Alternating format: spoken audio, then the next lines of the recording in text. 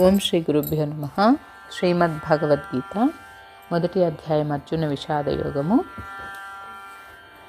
24 నుంచి 27వ శ్లోకం వరకు ఈరోజు నేర్చుకున్నాము. ఇవన్నీ కూడా సంజయ ఉవాచలో ఉన్నాయి, అంటే సంజయుడు చెప్తున్నాడు.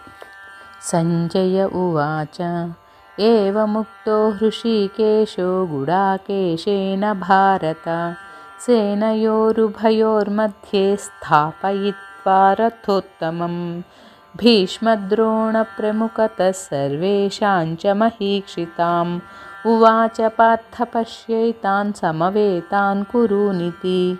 ఈ 2 శ్లోకాల యొక్క భావం ఏంటంటే, సంజయుడు ఇలా చెప్తున్నాడు: ఓ ధృతరాష్ట్ర మహారాజా, అర్జునుడు 2 సేనల మధ్యలో రథాన్ని నిలపమని చెప్పడంతో శ్రీకృష్ణ పరమాత్మ ఆ ఉత్తమమైన ఆ రథాన్ని 2 సేనల మధ్య భీష్మ ద్రోణులకును మిగతా రాజులందరికీ ఎదుట నిలిపి, అర్జున, ఈ చేరియున్న కౌరవులను చూడుము అని చెప్తాడు. ఇక్కడ గుడాకేశ అని అర్జున్ని సంబోధించారు. అంటే నిద్రను జయించినవాడు, అలాగే తమోగుణాన్ని జయించినవాడు అని అర్థం అన్నమాట. తమోగుణాన్ని జయించడం వల్ల అతి జాగ్రత్తగా ఉంటాడు అని అర్థం అన్నమాట. ఇక్కడ ఆధ్యాత్మిక బోధ ప్రారంభించడానికి, అలాగే శ్రవణం చేయడానికి, కృష్ణునకు వినడానికి అర్జునునకు మంచి ఏకాగ్రత, ప్రమాదరాహిత్యము చాలా చాలా అవసరం అన్నమాట. అలాంటి లక్షణాలు అర్జునుడికి ఉన్నాయి. అలాంటి సందర్భం ఉంది కాబట్టి, అలాంటి లక్షణాలు ఉన్నాయి కాబట్టి ఈ భగవద్గీతను బోధించడానికి, దానిలో ఉన్నటువంటి పరమార్థ విద్యను వినడానికి అర్జునునికి చాలా మంచి లక్షణాలు ఉన్నాయి కాబట్టి ఇక్కడ అర్జునుడిని గుడాకేశ అని పిలుస్తున్నారన్నమాట.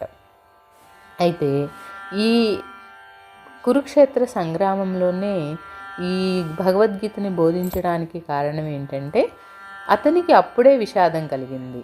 అలాంటి విషాదాన్ని ఆ క్షణంలోనే నిర్మూలించకపోతే అర్జునుడు అక్కడ తన వీరోచితమైన పోరాటాన్ని ఆపేసి సన్యాసం స్వీకరించి ఉండేవాళ్ళు అన్నమాట. అలాగే మన జీవితంలో కూడా ఒక్కోసారి చాలా కష్టాలు వస్తూ ఉంటాయి. అలా వచ్చినప్పుడు మనకి అదే అనిపిస్తుంది, ఈ సంసారాన్ని వదిలిపెట్టేసి ఎక్కడికన్నా వెళ్తే బాగుండు, సన్యాసుల్లో కలిస్తే బాగుండు, ఈ కష్టం తీరేది కాదు, ఎవ్వరికి రాదు ప్రపంచంలో ఇలాంటి కష్టము, నాకెవ్వరు సహాయం చేసేవాళ్ళు లేరు అనే అనిపిస్తుంటుందన్నమాట. అలాంటప్పుడే మనం మానసిక ధైర్యంతో ఉండాలి. అలాంటప్పుడే ఎవరు ఏదైనా చెప్పినప్పుడు శ్రద్ధగా వినాలి. ఇక్కడ అర్జునుడి యొక్క లక్షణం అదనమాట. ఏకాగ్రత ఉంటుంది, తనకి శ్రద్ధగా వినే లక్షణం